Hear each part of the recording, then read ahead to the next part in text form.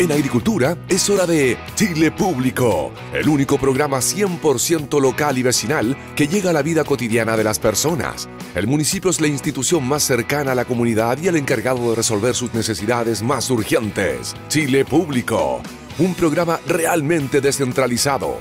Conduce Jorge Andrés Pomar.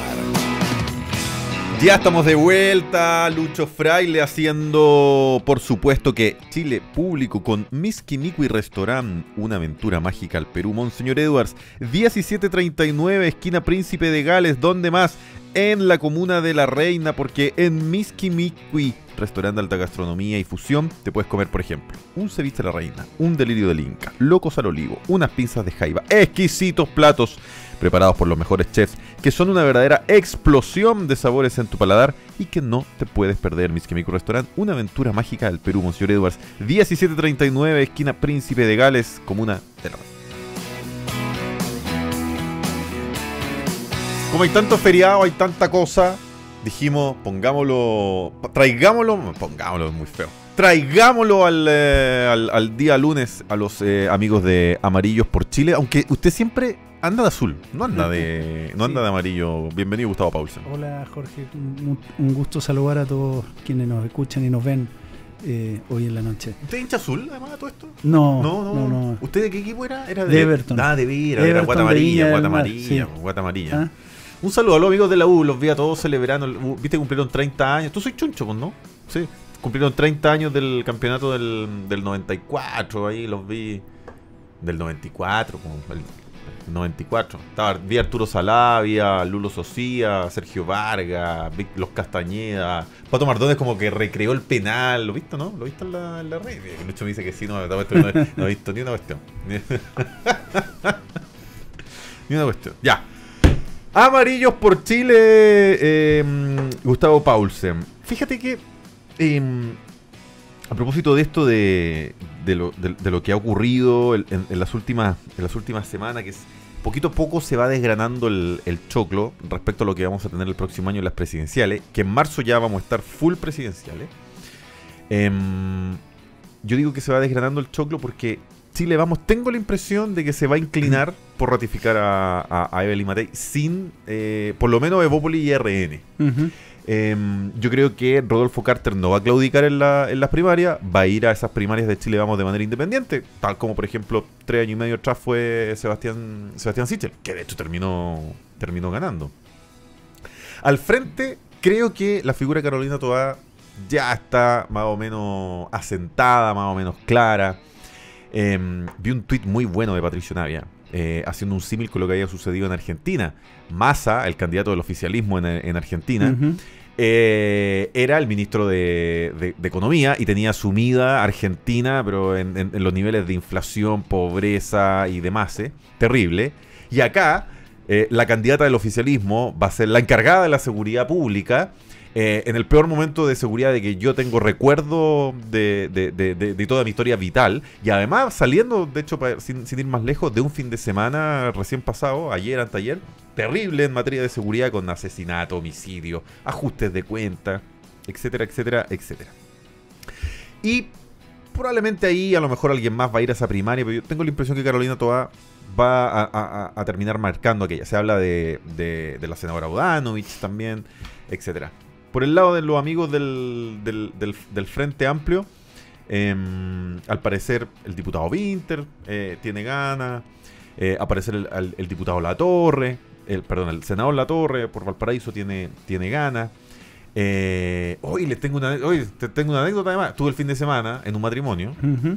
Me tocó en la mesa sentado con el diputado Vlado Mirosevic, que también es candidato presidencial. Sí. Y de hecho le dije, pero diputado, va a ir a la presidencial. ¿Cómo a la presidencial? Aquí sí, estamos trabajando. Y le dije, ya, pero lo más probable es que usted va a perder, diputado, si no, ¿para qué? Y me dijo, sí. Me dijo, sí, voy a perder. Entonces de ahí voy a la senatorial en Arica, que tiene elecciones senatoriales. Pero ahí va a estar en la presidencial también Vladimir. Ya. El Partido Comunista no sé a quién va a llevar. No sé, a la diputada Cariola, a la vocera Vallejo, no tengo idea. Y me faltaría solo, bueno, los republicanos van a llevar a José Antonio Kast, que no van a hacer primarias con nadie. Los libertarios van a llevar a Kaiser, que no van a hacer primarias con nadie. Aquí hemos tenido varias veces al diputado Arroyo del Partido Social Cristiano. Ellos sí van a hacer primaria. El partido pidió que todos los parlamentarios fueran a la primaria. ¿Está bueno eso? Sí, como ya esta cuestión de chacra. No, y es un partido que además está con una estrategia muy coherente con que están partiendo, ¿no? Y que están tratando de llevar candidaturas en todos lados. No olviden, por ejemplo, que llevaron una candidatura en Puente Alto, que era una señora de apellido Sandón, que tuvo que ser desmentido. Sí, claro.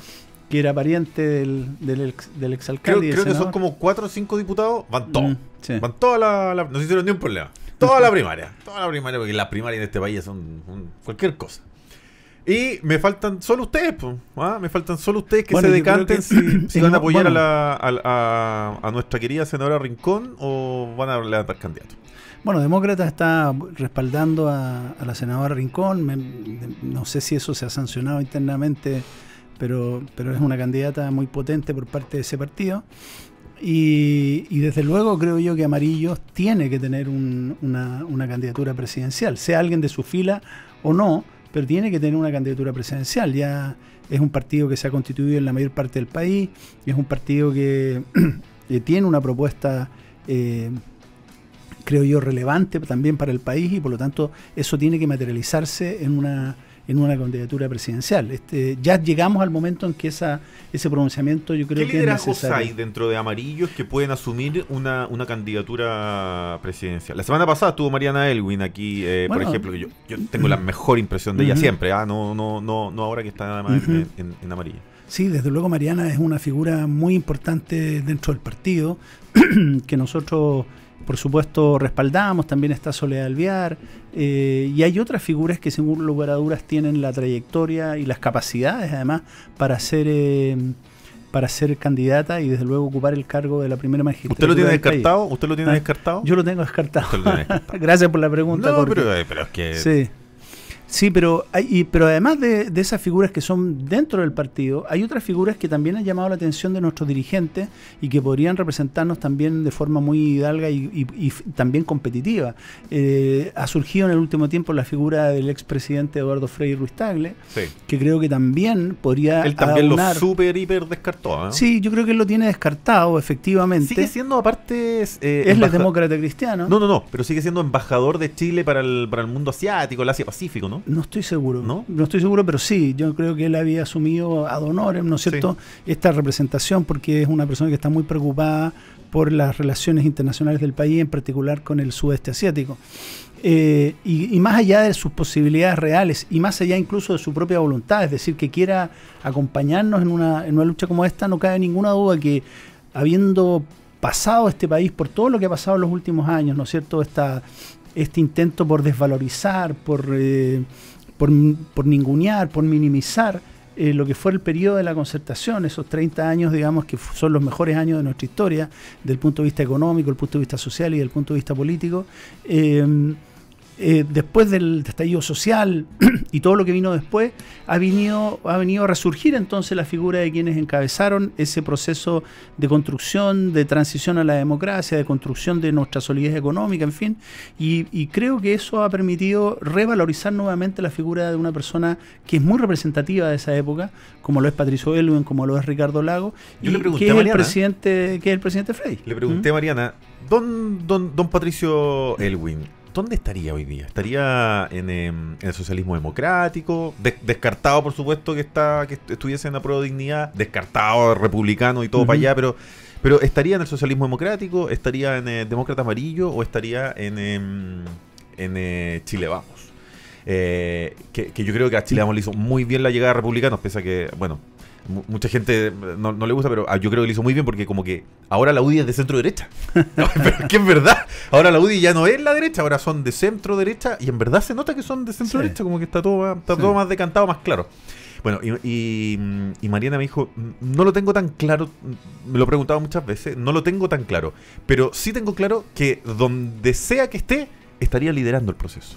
Eso me responde. Bueno, sí, porque Patricio Elwin, que tú también tuve el gran honor de conocerlo, era un político de ADN político, ¿no es cierto? Pero una persona además muy consciente de su propia responsabilidad como líder político, que siempre lo fue, y también con un profundo respeto y cariño por nuestras instituciones, por nuestra democracia, por nuestro país. Yo diría que el gran talento que tuvo Patricio Aylwin fue conciliar su personalidad y su identidad como abogado, porque Patricio Aylwin es, por sobre muchas cosas, un jurista, y casi todas sus interpretaciones políticas respecto de lo que había que hacer en la lucha contra la dictadura y posteriormente como gobernador vienen de esa profunda orientación valórica asociada al derecho y a la juridicidad. ¿Ah? Don Pato una vez me retó. Yo te conté eso. Sí, no. Es que me retó y muy duro. ¿Sí? Y en público. Tenía su carácter duro. Yo también alguna vez lo vi en esa faceta. Yo siempre, claro, yo siempre lo imaginé como más bonito, más bonachón. No, pero ese día me echó la foca duro. Yo era un tierno y juvenil estudiante de licenciatura en Historia en la Católica Campus San Joaquín, y él ya no era presidente, por supuesto. Yo estudié a finales después de los 2000, y yo le pregunté por el episodio del golpe militar, que en el fondo cuáles habían sido sus razones para apoyar el golpe, y le pegó a la mesa así. Usted no sabe nada, me dijo. Yo jamás en la vida apoyaba el golpe militar. Dice que lo que él apoyó fue, mira la respuesta, fue el término de un gobierno que había caído en una serie de inconstitucionalidades, en una serie de descréditos, que era el de Salvador Allende. No de la manera en que terminó cayendo, pero se enojó. Sí, lo que pasa es que, claro, la visión polarizada que tenemos hoy día también se tradució en nuestra visión de la historia. Y lo que aconteció en 1973 y en los años posteriores es mucho más complejo que esta visión bipolar que nosotros tendemos a asumir. Y el rol de la democracia cristiana, partido del cual yo milité y que soy muy crítico hoy día en la actualidad, creo que fue bastante más consciente y más patriótico del que se evalúa hoy día que fue durante ese periodo. La democracia cristiana fue un partido muy opositor al gobierno de Salvador Allende, a la Unidad Popular, pero eso no quiere decir que haya apoyado, como partido al menos, lo que vino después. Y ese matiz es muy relevante, porque la democracia cristiana, encabezada por el propio presidente Aylwin, fue la que reconstruyó el centro democrático con el socialismo democrático, y permitió avanzar. Pero el día 11 la democracia cristiana prefirió mirar para el lado respecto al golpe. Los únicos que no miraron para el lado fue el famoso grupo de los 13. Se vivían épocas muy convulsos, días muy convulsos, muy difíciles. Estaba el hermano, el presidente. Que estaba, claro, don Andrés Aylwin. Estaba Belisario Velasco también en el grupo de los 13. Todas personas que trabajaron y colaboraron con el gobierno de Patricio Aylwin. La democracia cristiana sufrió profundamente el rompimiento de la democracia. No nos olvidemos que el cardenal Silva, que hoy día podemos decir que era prácticamente un demócrata cristiano, ¿no es cierto? Sí. Y el presidente Aylwin y el presidente Frei Montalva lucharon por establecer algún tipo de diálogo con el gobierno que evitara algo que avanzaba sin parar, sin poder detenerse, como una profecía autocumplida, que iba a haber un golpe o que podía haber una guerra civil. La democracia cristiana, esa era su alternativa, la búsqueda de un diálogo que permitiese una salida democrática al país. Lamentablemente eso no ocurrió, y a muy poco andar la democracia cristiana se transformó en opositora a la dictadura y defensora de los derechos humanos. Yo creo que hay suficientes testimonios y suficientes pruebas de que ese fue el rol más importante que la democracia tuvo durante ese periodo. Ahora, yo ya no soy demócrata cristiano, no me interesa defender esto por otra razón que no sea el rigor histórico respecto de lo que en esa oportunidad ocurrió, y que salva figuras que han sido tan importantes para nuestra democracia como la figura de Patricio Aylwin, que hoy día, junto con la de Eduardo Frei y Ricardo Lagos, se revalorizan precisamente por el tremendo aporte que hicieron al país, y porque con su seriedad, su compromiso... ¿No nombraste a Bachelet ahí en ese...? No nombro a Bachelet porque considero que ella forma parte de otra época, de otra etapa. ¿Pero el 2006 tampoco, el Bachelet 1? No, es un gobierno con todas las características de un gobierno de la concertación, pero lo que demostró el liderazgo de la presidenta Bachelet fue una orientación más a construir algo distinto. Y por eso quizás su silencio frente a la crítica denodada que se hizo a los gobiernos de la Concertación durante el periodo del estallido social. Dolió. Entonces creo que ella, si bien es cierto, hizo buenos gobiernos y que tuvo también muy buenas intenciones, creo que está en otra faceta. Ella es partidaria, y lo ha señalado públicamente hoy día, de lo que es este gobierno, de lo que es la madrina, le dicen, la madrina de este gobierno. De esta unión entre la socialdemocracia y la izquierda más dura, con el Partido Comunista y con el Frente Amplio, que a mi juicio ha demostrado en el ejercicio de este gobierno que es un proyecto fallido, un proyecto que no resultó, que no ha sido bueno para el país, todo lo contrario. Y me parece que es muy distinto de lo que fueron los gobiernos de la Concertación, que sí fueron un gran aporte para nuestra democracia, para nuestra economía y para nuestro desarrollo social y cultural. A Eduardo Frei Ruiz Tagle los saludé, no lo había saludado nunca, aquí en la radio, años atrás. A Ricardo Lagos lo saludé por lo menos unas 2 veces, cuando era yo aún más joven y más tierno que estudiante de Historia de la Católica, cuando era alumno del Instituto Nacional. Él fue un par de veces en campaña y como presidente. Y ahí como cual fans, en el tumulto tiré la mano y él me dio la mano. A la presidenta Bachelet la saludé muchas veces, porque se demoraron como 10 días en echarme cuando asumió, entonces ahí en Bachelet 2, entonces ahí alcancé a saludarle un par de veces, y al presidente Piñera muchas veces también ahí en la Moneda, en el casino que estaba en el subterráneo, que antes era el búnker de los militares, que después la Concertación transformó en casino. Siempre ahí se paseaba y uno podía conversar un poco con él. ¿Y te tocó saludar a los...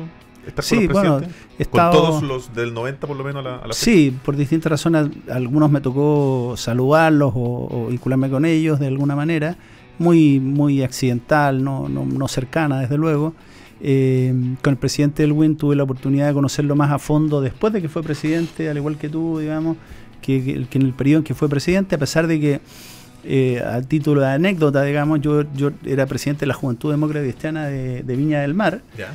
Y no pocas veces, por lo menos 3 o 4 veces, el presidente Elwin fue a Viña. Nosotros lo íbamos a esperar al terminal, porque llegaba en un Cóndor Bus, digamos, ahí prácticamente con una disposición de jubilado de la política que viene a aportar, a ayudar, digamos, algunas veces en su carácter de una figura de mucha autoridad, a resolver conflictos internos que se producían a veces como si fuera integrante de un tribunal de disciplina, un tribunal de honor. En un momento volvió a ser presidente de la DC, siendo expresidente de la República, en un momento de convulsión de la DC, como que... Él fue presidente, no volvió a ser presidente del partido después de ser presidente, del presidente de Chile. Lo voy a buscar, pero sí volvió a ser... presidente del partido antes de ser candidato presidencial. De hecho, desde esa plataforma de ser presidente del partido pasó a ser candidato presidencial el año 89. Pero él antes después de haber sido senador y una figura muy importante y presidente del partido, una figura muy importante en la oposición a la dictadura y al gobierno de la Unidad Popular, él volvió. Él se había prácticamente retirado y fue llamado para ocupar el cargo de presidente del partido en un momento de crisis. Mira, parece que yo tengo más sangre de C. Patricio Elwin, efectivamente tú tienes razón, que fue presidente antes de la DC, antes de ser presidente de la República, entre el 89 y el 91. Bueno, además había sido presidente entre el 73 y el 76. Sí. Y también entre el 65 y el 67. Sí. Pero volvió a ser presidente 2001-2002. Eso de la democracia. Hubo un momento ahí de convulsión en los años de Adolfo Saldívar ahí, que se peleaba. De hecho, a continuación de Elwin viene Adolfo Saldívar, después viene Soledad Alvear, Juan Carlos Latorre, Ignacio Walker, Jorge Pizarro, Carolina Goit.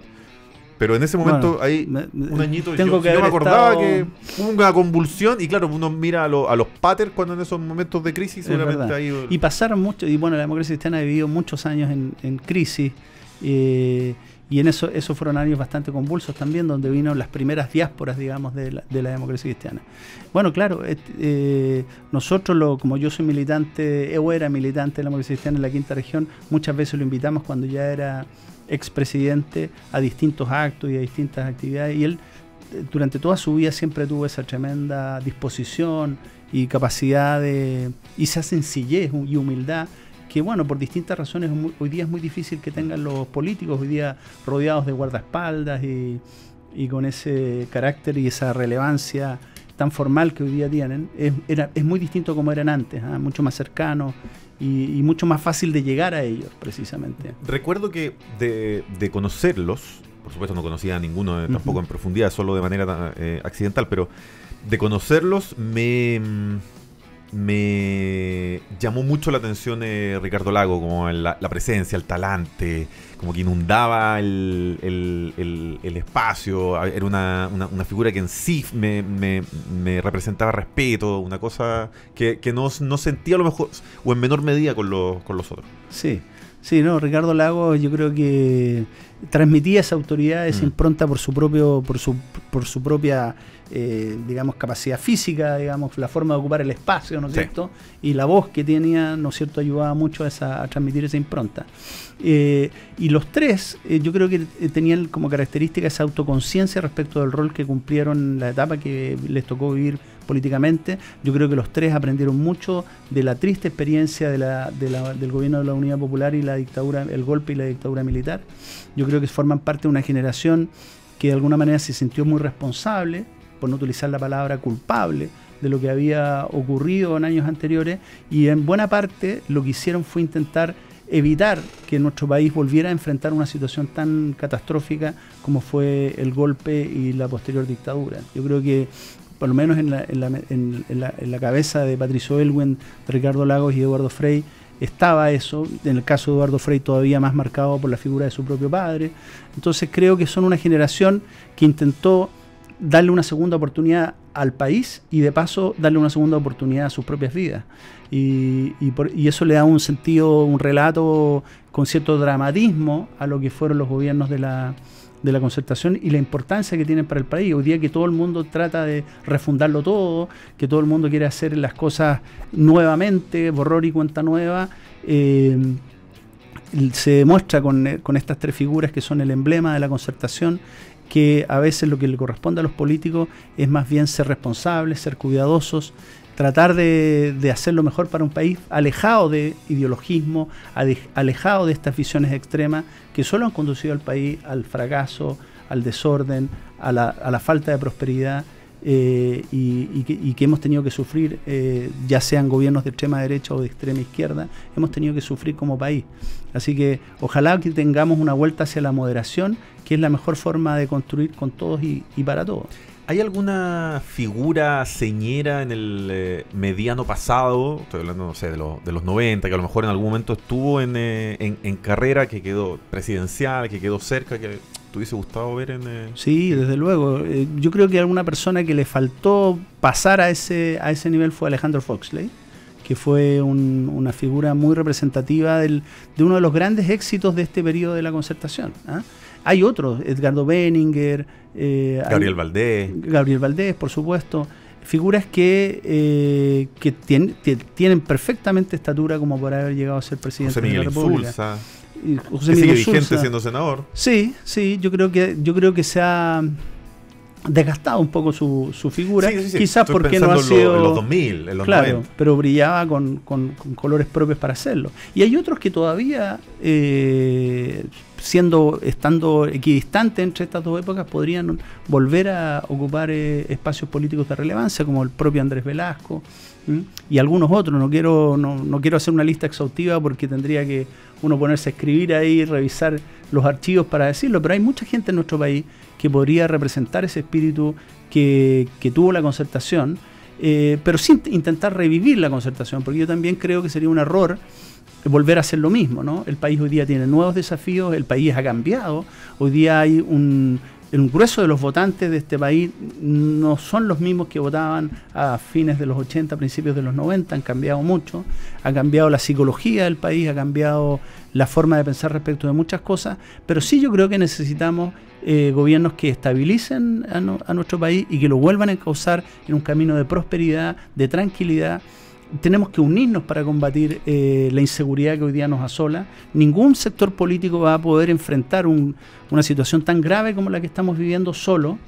tenemos que unirnos en una política nacional sobre el tema de la inseguridad y combatir la violencia que hoy día nos amenaza de manera tan cruenta. Este fin de semana, con la cantidad de homicidios que tú expresabas al inicio de nuestra conversación, nos tiene a todos atemorizados, nos tiene a todos preocupados, nos tiene con una cierta desazón respecto de lo que pueda ocurrir en el futuro, más allá de las buenas o malas noticias que recibimos en distintos planos.